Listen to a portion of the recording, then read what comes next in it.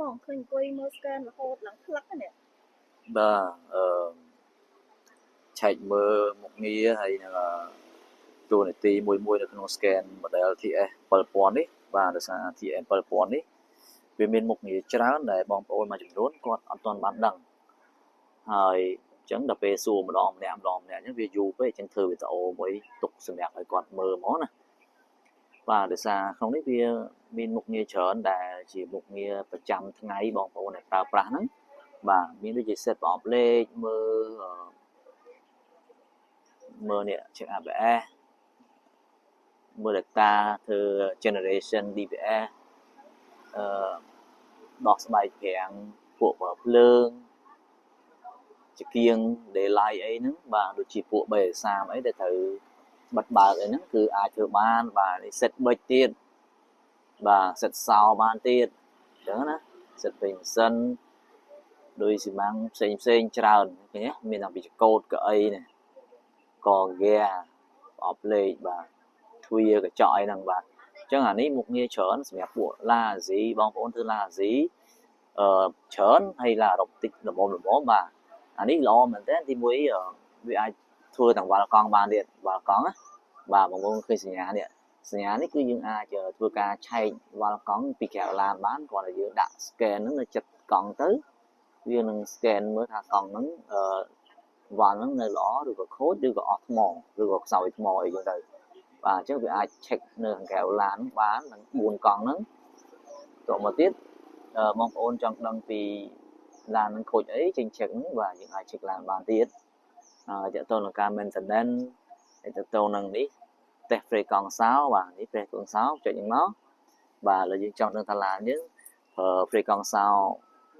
433ឬក៏315នេះយើងអាចចុចមកឲ្យ load មកហ៎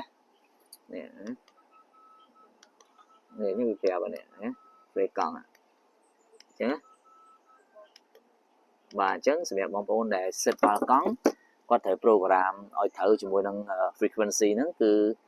433ឬក៏315ត្រូវ program ឲ្យត្រូវតែអត់ត្រូវទេអញ្ចឹងឡានហ្នឹងវាអត់បាត់សញ្ញាទេជោគវានៅពេលយើង test sensor ទៅវាឃើញ Q មែនប៉ុន្តែវាអត់បាត់សញ្ញាទេដោយសារពេលខ្លះគឺវាខុសfrequency ហ្នឹងអញ្ចឹងចង់ដឹងច្បាស់គឺបងប្អូនត្រូវ test សោវាណាបាទអញ្ចឹងអាហ្នឹងក៏អាច test បានដែរហើយវាអាច set សោបានមួយចំនួនទៀតណា set សោក៏បានហើយកន្លែងមុខងារ coverage link នេះ coverage link បងប្អូនអាចចុចវាទៅហើយបងប្អូនចង់ដឹងថា scan ហ្នឹងវាអាចធ្វើឲ្យបានខ្លះហើយវាអាចធ្វើបានដល់ model ណាឆ្នាំណាបងប្អូនអាចចូលក្នុង coverage link នេះបានអញ្ចឹងមិនបាច់ចាំសួរអ្នកលក់អ្នកអីទេបាទអញ្ចឹងយើងអាច check មើលទៅថាវាអាចធ្វើបានឧទាហរណ៍ថា Toyota Prius បាទអញ្ចឹងតើ Toyota Prius ហ្នឹងវាអាចធ្វើចាប់ពីឆ្នាំណាដល់ឆ្នាំណាបងប្អូនអាចចូលបានណាសម្រាប់ model នេះហើយ model នេះគឺជា model ចុងក្រោយ Ponfrogwell TS 7000បាទ model នេះគឺវាមាន protocol ថ្មី support ជាប្រភេទហៅថា CAN FD និង DOIP បាទ protocol ថ្មីនេះគឺ support ចាប់ពីឡាន2018ឡើងទៅគឺមាន protocol ថ្មីហ្នឹងអញ្ចឹងបើសិនជាបងប្អូនដែលប្រើ scan ចាស់ពេកអត់មាន protocol ថ្មីនៅក្នុង software ម៉ាស៊ីនទេមានថាបងប្អូនដាក់ចូលទៅគឺវាអត់ស្គាល់ទេឆែអត់បានទេអញ្ចឹងណាបាទអញ្ចឹងអានេះ model ថ្មី software ក៏ថ្មី hardware ក៏ថ្មីបាទហើយមុខងារ2ក្នុងម៉ាស៊ីនតែមួយ check ឡានផងនិងធ្វើបាល់កប់ផងហើយខាងក្រោយមានកាមេរ៉ាមួយហើយមាន speaker ទៀតណា speaker ក៏មានដែរហើយវាប្រើការសាកថ្មវាចំនួនចុងក្រោយប្រភេទ Type C បាទប្រភេទ Type C ហើយឆ្នាំងសាកវាលយទៀតឆ្នាំងសាកវាសម្រាប់បងប្អូនដែលប្រើឆ្នាំងសាកវានេះឆ្នាំងសាកវាបងប្អូនចង់ប្រើដុំនេះក៏បានដុំនេះប្រើ USB បាទដុំស៊ីនវាដាក់ USB អញ្ចឹងបើសិនជាបងប្អូនអត់មាន USB ហ្នឹងទេយើងអាចដក USB ហ្នឹងសាកជា Type C នេះបានទៀតឃើញទេដកអត់ទាន់មាន scan ណាដែលលយដូចវាអញ្ចឹងទេអានេះជាមុខងារដែលពិសេសហើយនឹង hardware ដែលបងប្អូនមិនទាន់ធ្លាប់ដឹងណា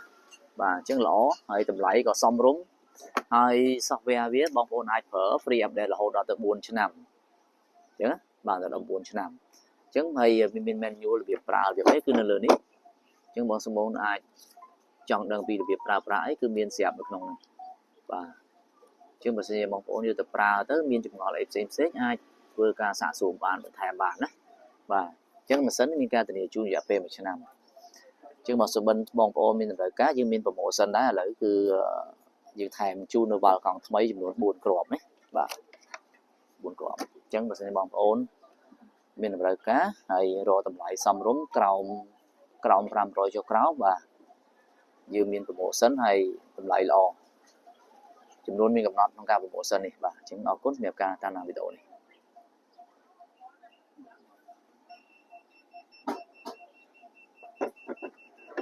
មានបន្ទលា1ឆ្នាំ